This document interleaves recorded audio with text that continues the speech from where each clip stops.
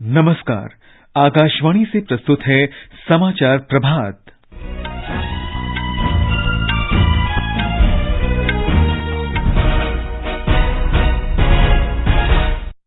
प्रधानमंत्री नरेंद्र मोदी आज दोपहर ओडिशा में 8,000 करोड़ रुपए से अधिक की कई रेल परियोजनाओं का लोकार्पण और शिलान्यास करेंगे।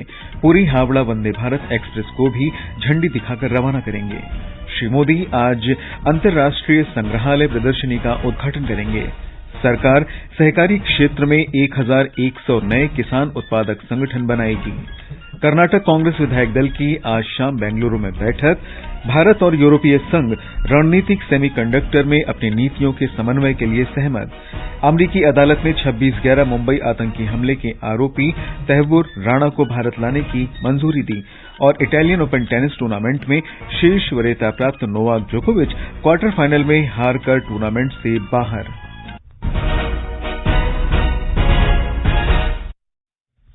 समाचार प्रभात के साथ मैं निखिल कुमार। प्रधानमंत्री नरेंद्र मोदी आज दोपहर ओडिशा में वीडियो कॉन्फ्रेंस के माध्यम से 8,000 करोड़ रुपए से अधिक की कई रेल परियोजनाओं का लोकार्पण और शिलान्यास करेंगे। श्री मोदी पुरी और हावड़ा के बीच वंदे भारत एक्सप्रेस रेलगाड़ी को रवाना करेंगे। इस रेलगाड़ी का नियमित संचालन 20 मई से शुरू होगा। हमारे संवाददाता ने बताया है कि हावड़ा पुरी हावड़ा वंदे भारत एक्सप्रेस सप्ताह में 6 दिन चलेगी।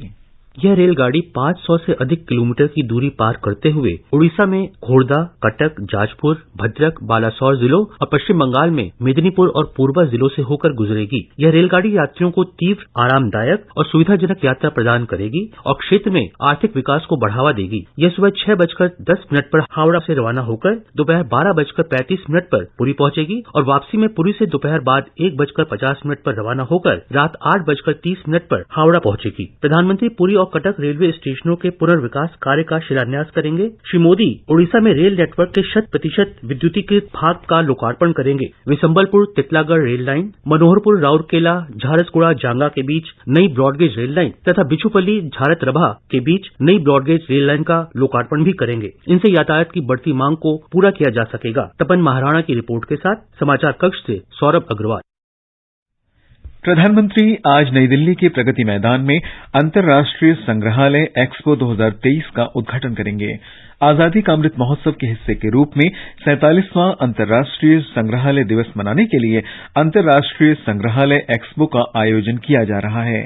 इस वर्ष का विषय है संग्रहालय, स्थिरता और आरोग्य। इस कार्यक्रम के दौरान श्री मोदी नॉर्थ और साउथ ब्लॉक में आगामी राष्ट्रीय संग्रहालय का वर्चुअल माध्यम से उद्घाटन भी करेंगे। ये संग्रहालय तत्कालीन भारत की घटनाओं, व्यक्तित्वों, विचारों और उपलब्धियों को दर्शाने का एक व्यापक प्रयास है।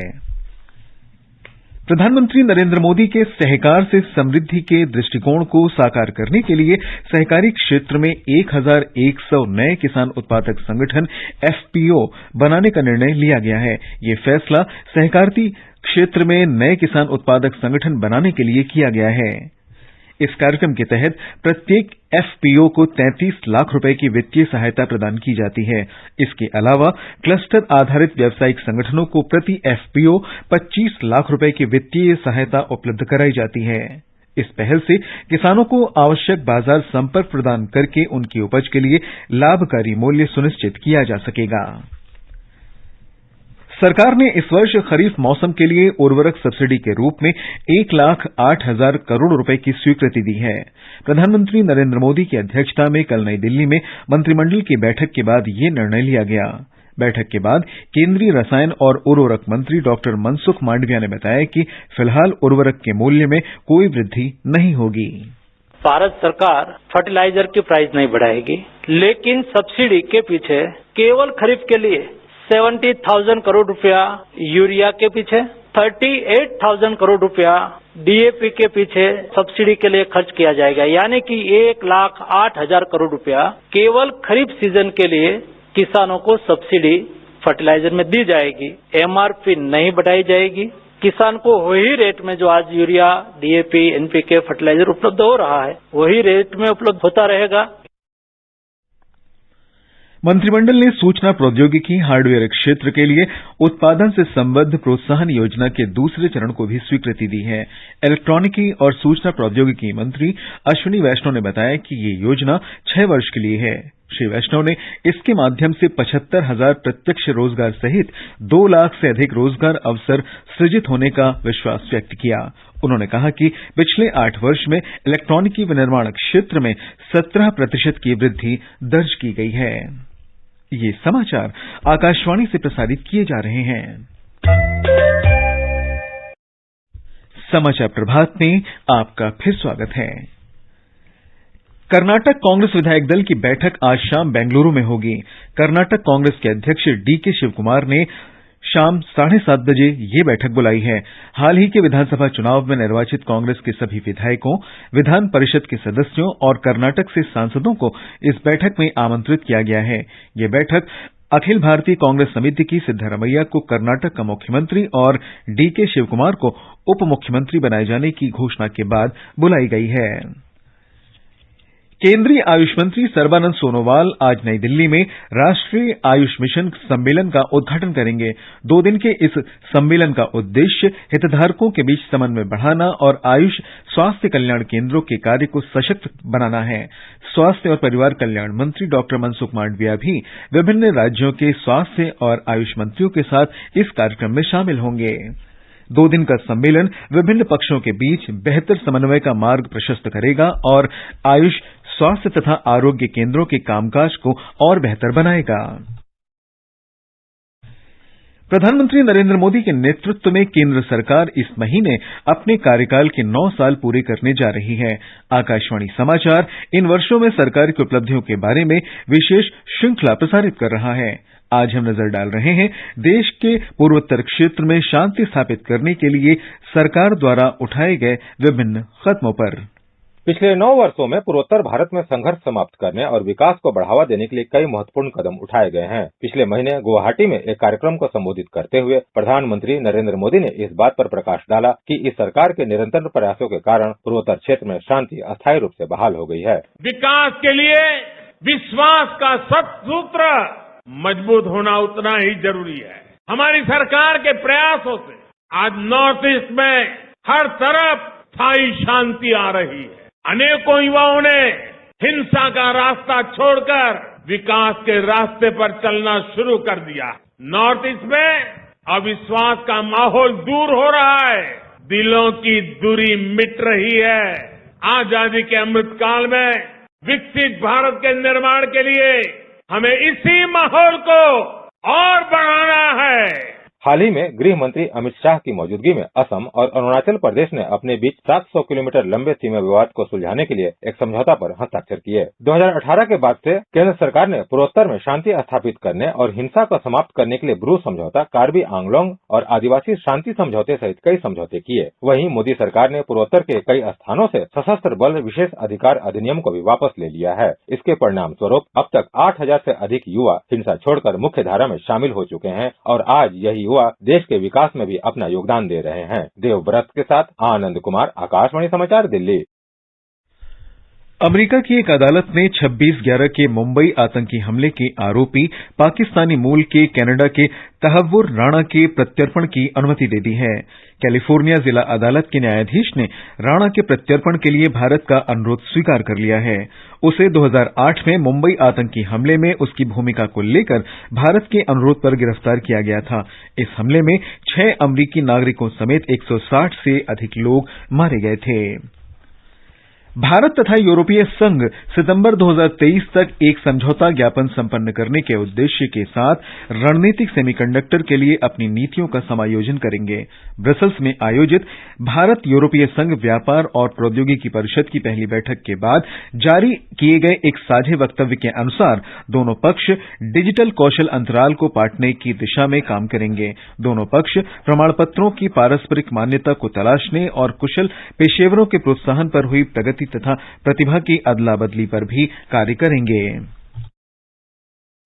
संयुक्त राष्ट्र ने आगाह किया है कि आने वाले 5 वर्षों में सबसे अधिक गर्मी पड़ने की संभावना है। संयुक्त राष्ट्र के विश्व मौसम विज्ञान संगठन ने कहा कि अल नीनो और ग्रीन हाउस गैसों के संयुक्त प्रभाव के कारण तापमान में वृद्धि होगी। संगठन ने यह भी कहा कि 2027 तक वैश्विक तापमान में 1.5 डिग्री सेल्सियस की वृद्धि होने की संभावना है। जम्मू कश्मीर में पश्चिमी विक्षोभ तूफान का रूप ले रहा है। मौसम विभाग के अनुसार इसके प्रभाव से देश के पूर्वोत्तर भागों अरुणाचल प्रदेश, असम, मेघालय, मणिपुर, मिजोरम और त्रिपुरा में हल्की से सामान्य वर्षा की संभावना है। पश्चिम बंगाल के तराई वाले क्षेत्रों और सिक्किम में भी कुछ स्थानों पर तेज वर्षा हो सकती है। डेनमार्क के होल्गर रूने ने इटालियन ओपन टेनिस के क्वार्टर फाइनल में विश्व के नंबर 1 टेनिस खिलाड़ी नोवाक जोकोविच को हराकर उन्हें टूर्नामेंट से बाहर कर दिया।